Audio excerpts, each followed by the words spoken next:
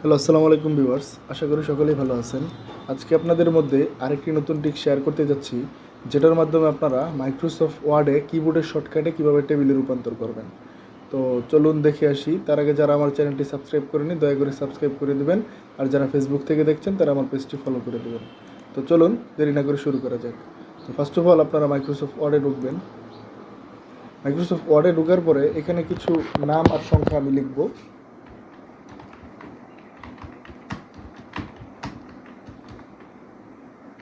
প্রতিটা সংখ্যার পরে কমা দিয়ে লিখবেন।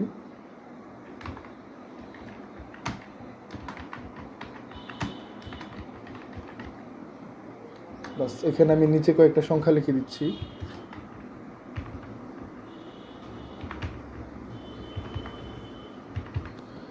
এখন কন্ট্রোল এ প্রেস করে এগুলো সবগুলা মার্ক করবেন।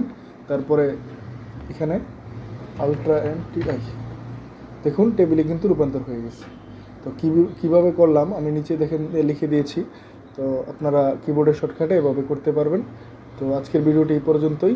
যারা আমার চ্যানেলটি সাবস্ক্রাইব করেননি দয়া করে সাবস্ক্রাইব করে দিবেন, পাশে থাকবেন। আসসালামু আলাইকুম।